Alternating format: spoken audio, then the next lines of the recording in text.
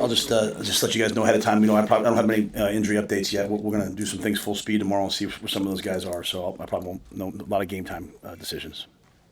Do you have a plan figured out yet at left tackle yet, or is that still to be determined? Yeah, we're going to put Gunner out there, and we have other guys that rep there, and we'll see how the game goes. Sounded like you were pretty pleased with Gunner last week and the snaps he gave you. Yeah, I think there's probably one that he wants back on a sprint out away. Even the TE that hit us for the sack that really is more in the guard turning. I thought he gave us good reps, and he'll be better this week. What is it? The challenge of the travel roster? Is it difficult to get it even down to 74? Or how's that? I think 74 is a fair number. Yeah, you can you're just sometimes aren't taking some guys that you'd love to take just because they're working hard maybe on the scout team and all that stuff. Really, so really it's really more about the rest of the staff and all. It's really more about all the other people. Just that's most of the travel party. But the players at this point 74 is pretty easy. We've unlike a lot of teams have had a bye already. We've played 4 games, so we're maybe a little more beat up. So we have some guys that aren't coming. You said earlier in the week the team was still in that phase of learning how to win. What does the team still need to learn how to win games in the Big Ten?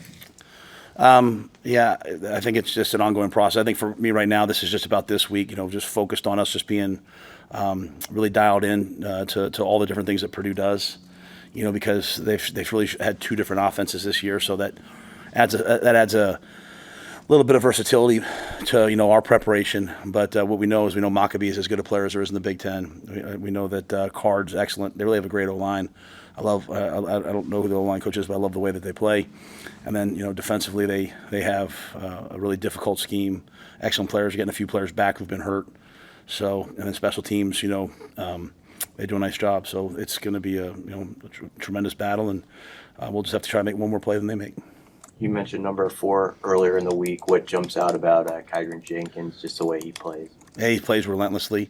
He's physical. He's leading the Big Ten in sacks per game. When he's out there, they really have 6 threats to rush the passer. He can add on and man. They do a lot of really cool things with the comboing guys. He can add on. Try to split him out. You say, okay, well, he's a pass rusher. Notre Dame split him out, tried to run big box fade on him, ran with it down the field. So he's as good a player as there is in the Big Ten in my mind. John Bullock has had a pretty nice start to the season, forced that fumble last week. Just what do you think of the level he's playing at so far? John's playing well, especially affecting the ball. He's gotten a bunch of pass breakups. He had a bunch in the Colorado game. I think he had one in the UNI game. Took the ball away last game. So I think he's been a really good player for us so far this year, and we'll need him this week. What have you seen from John Hull this week? John's had a good week of practice. I think he's bounced back really well, and he's a developing player. Right, everything's not going to be perfect, but he's got all the talent, and he's got a big leg, and so his accuracy from outside of 50 was one of the highlights of camp. I mean, he can kick it from 55, 57, and made a lot of them. So just getting consistent with the young snapper. Bushini's done a really good job holding, but John's better this week than he was last week. I'm really proud of his bounce back and the way he's approached it. Would you like to play a few more guys on defense against their running attack this week? Yeah, I think so. I think we play a lot of guys on the defensive front and the defensive line. We've played a lot of guys at linebacker, but maybe a few more guys in the secondary. A lot remains to be seen what the weather conditions are going to be. We're expecting it to be wet and really windy. But how hurricanes are; they can shift past. So, we'll get to see there. But I think we felt good about where Sierra was, and so if the rep counts could be a little bit further down, that'd be great. With Tommy Hill, is it just kind of how he's feeling? Is it a tolerance thing, or is it? Yeah, it's a pain threshold thing. It's a really, really painful injury. I just saw the other day there was a guy in the NFL who's out for like 4 weeks with it, and most guys would be out for 4 weeks. Tommy's just battling through, so he's one that kind of get to the game. If he can go, great. If he can't, then Sierra proved that he's a starting level corner in the Big Ten, and we knew that going in. So we're blessed to have that depth. Blake was out last week. Is he a redshirt guy at this point? No, we're trying to get him ready to play. Is there any benefit for going on the road? You've had a lot of these marquee matchups here at home, a lot of big support and attention there. Is it easier to kind of key in on improvement when it's just you guys versus the world on the road a bit? Well, I think the improvement happens during the week. I think our guys have had a great week of practice, a great week of preparation, a great week of honest evaluation. Staff, coaches, everyone.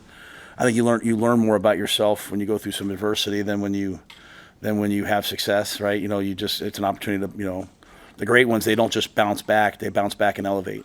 And we're looking to see ourselves bounce back and elevate. And again, you're never going to be a relevant team in the Big Ten if you can't win on the road. And you go into hostile environments. You travel. You stay in a small hotel. Guys are doubled up. It's just different, right? And so, it's a part of the process of.